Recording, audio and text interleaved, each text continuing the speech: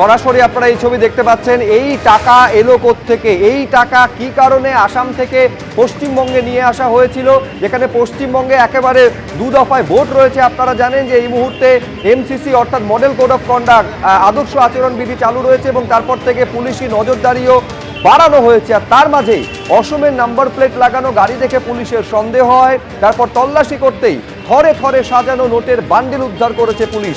এখন এইটা অনুসন্ধান করে বের করার চেষ্টা করছেন পুলিশ আধিকারিকেরা। এই টাকা এই নির্বাচনী আবহে কি কারণে এখানে আনা হয়েছিল, ব্যবসায়ী নিজে অবশ্য তার ব্যবসার টাকা বলে দাবি করছেন।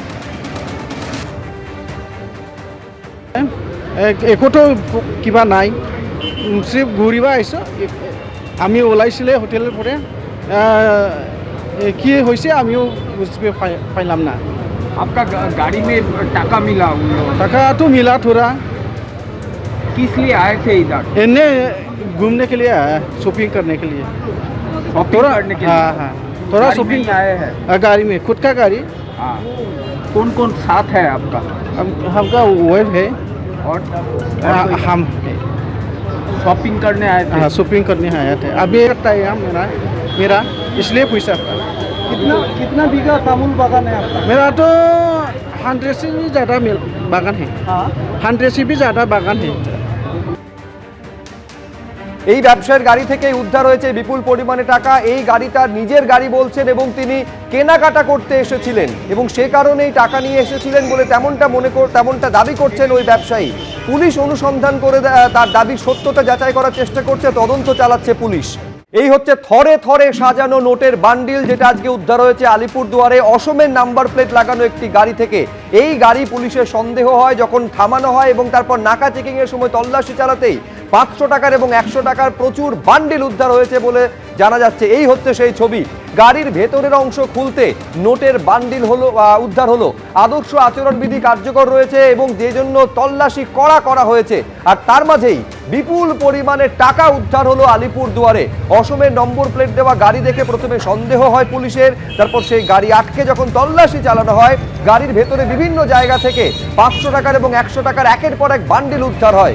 এই ব্যক্তি যার গাড়ি থেকে উদ্ধার হয়েছে তিনি অসমের রেশন ডিলার সুপারির ব্যবসায়ী, নাম বিকেন ঈশ্বরারি। তার গাড়ি থেকে মিলেছে এই থরে থরে সাজানো নোটের বান্ডিল। দেখতে পাচ্ছেন অসমের নম্বর প্লেট লাগানো গাড়ি এবং সেখান থেকে এই বিপুল পরিমাণে টাকা উদ্ধার হলো।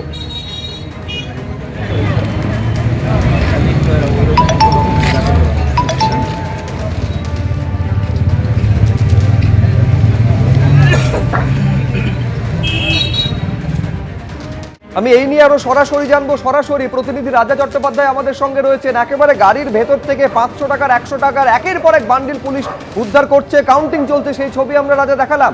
এলো কোত্থেকে টাকাটা? দেখো, পুলিশ সূত্রে এইটাই জানার চেষ্টা করছে পুলিশ যে এই টাকা কোত্থেকে আসছে, মানে কি উৎস এই টাকা নিয়ে আসামের গাড়িতে ধরা পড়েছে।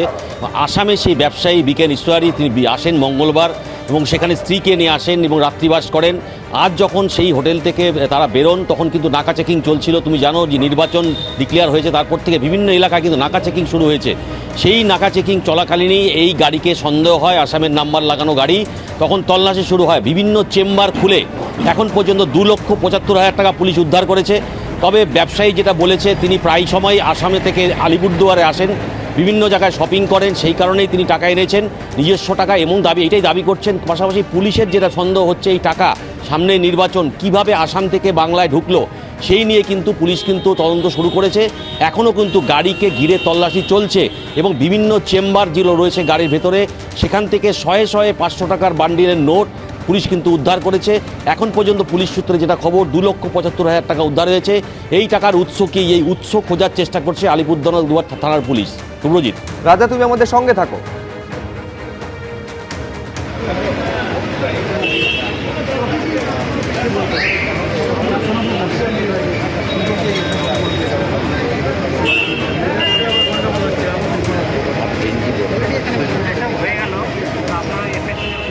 এবিপি আনন্দ এগিয়ে থাকে, এগিয়ে রাখে।